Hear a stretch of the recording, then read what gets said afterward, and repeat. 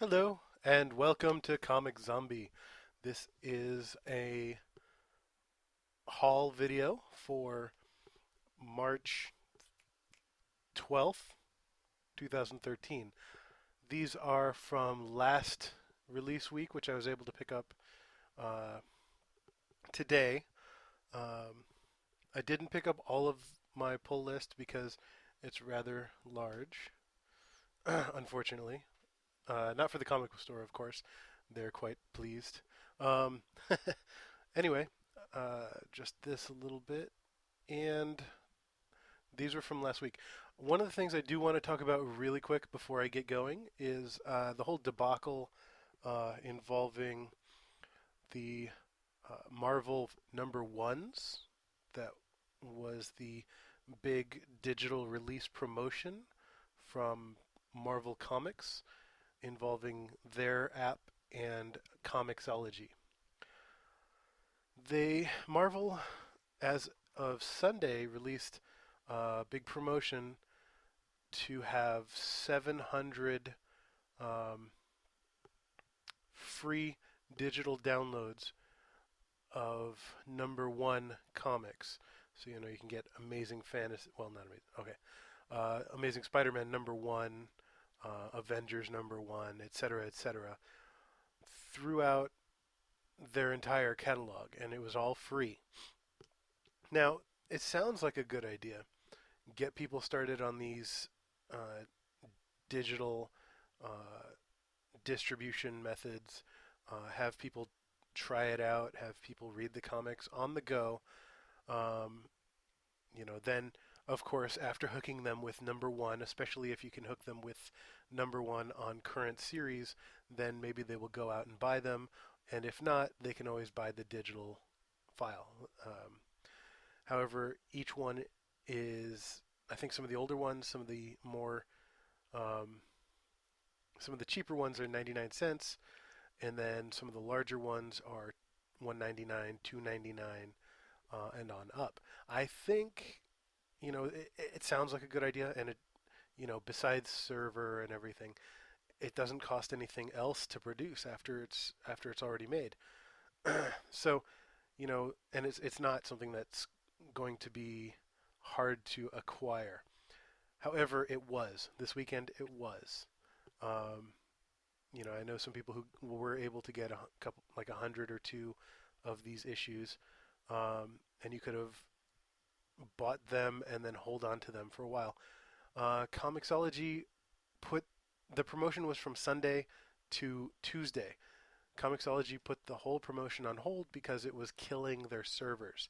They did not anticipate that a bajillion people would be attempting to get these free files.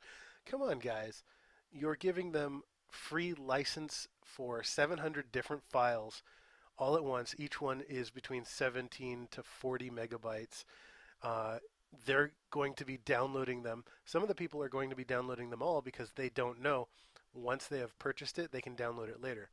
Um, this is not made all that clear, and people think that if they download it, they can't get it again later. So um, they had to kill the promotion.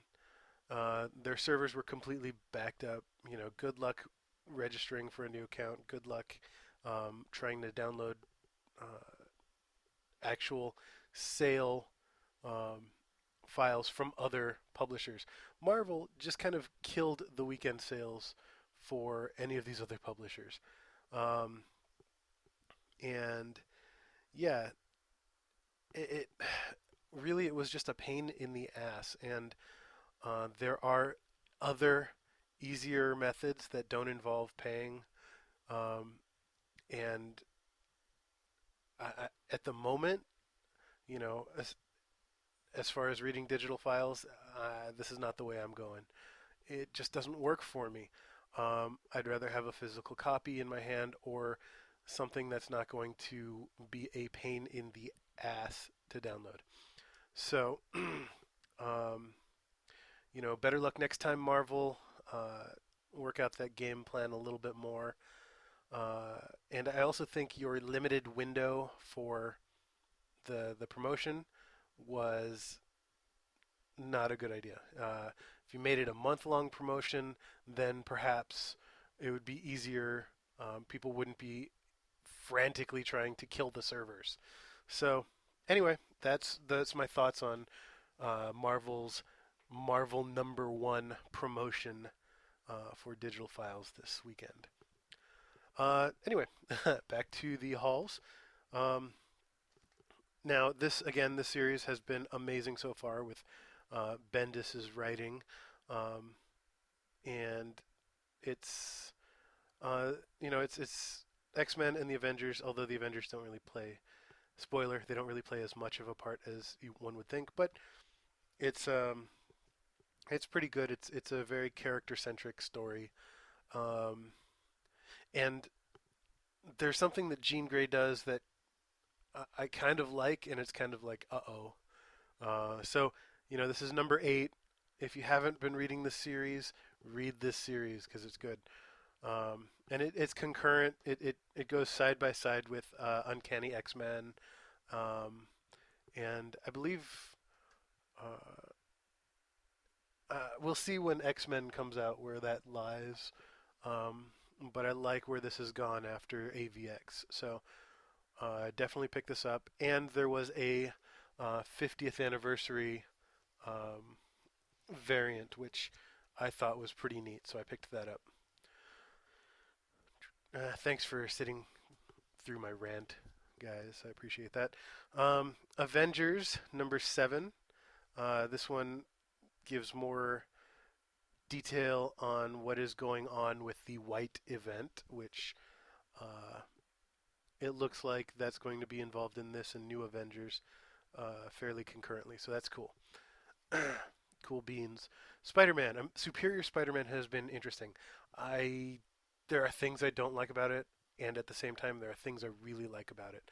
Um, we're putting Doctor Octopus, who has a completely different mindset than Peter Parker, um, into situations that Peter Parker would handle very differently. And one of the things I like is Doctor Octopus is efficient. He's cold. He handles things. He comes up with ideas that Peter Parker never did because Peter Parker was running around like a chicken with his head cut off. Um, this one definitely says something about the differences between the two, and definitely worth a read. Uh, I did find out it looks like Superior is coming to a head. Issue 9 looks like at least some kind of mental battle between um, the two, Doctor Octopus and Peter Parker. We shall see, because right now all that's really teased is a summary and a cover image, which the cover image itself is pretty self-explanatory when you see it. So we'll see what happens. But yeah, this one has been interesting. People don't like where it's going, and you know what? It's a story, and I'm digging it. Granted, it feels like he's ruining everything Peter has built. But the next one, and this one is kind of hard to see in this light, but it's shiny. It is the Age of Ultron #1. This is, I believe, the regular issue. The regular issue for Age of Ultron is this foil cover variant, which is actually embossed. I can feel it. You can't. I'm sorry. But yeah, it's embossed, and it's just actually really cool. Well composed. The story so far has been interesting. It's definitely setting up its own post-apocalyptic, um, setting. However, I don't know that it takes place in 616. I think it's somewhere else. It's either 616 in the future or somewhere else. So, but again, this is a Bendis title, so yay! This is the Scotty Young variant. It looks like Ultron is the king of the hill or king of the playground. The baby variant's pretty cool. Let's see. And I got some blanks. This is the Age of Ultron blank, which um, at certain angles, the logo almost looks metallic, but it's actually the type of brown that they print, and then the way they printed uh, these um, these accents. It's really cool. I really like this cover, and I may pick up some more. But yeah, they have binary code, which probably means nothing. It's just detail um, for Age of Ultron. Although it'd be cool if they hit a message in there. Uh, you hear me, Marvel? So I got two of those. I may be picking up more because, again, that is a very cool cover. We shall see. And that's the Marvel I picked up for the week. I will probably hit the store again later this week. Now, some of the other stuff. This is the conclusion for Lot 13. Very graphic, very interesting horror series. Um, it's one of those ones where the first issue, man. The first issue caught me like that. I'm there. It was one of the few comic books that actually spooked me while reading it, and I didn't think that would be possible in this medium, but uh, they did a very good job of doing that. And this is, again, um, Niles, Steve Niles, and Glenn Fabre. Glenn Fabre's art's pretty graphic, and it works for the story, definitely.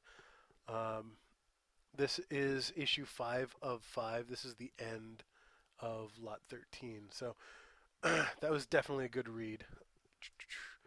Uh, Blackacre, to be honest, I liked the first two issues, and I haven't been keeping up. I believe I need to read 3 and 4, but I'm digging it. So, oh, too many comics, man. Too many comics, guys. Mara, this is issue 3, I believe, of 6.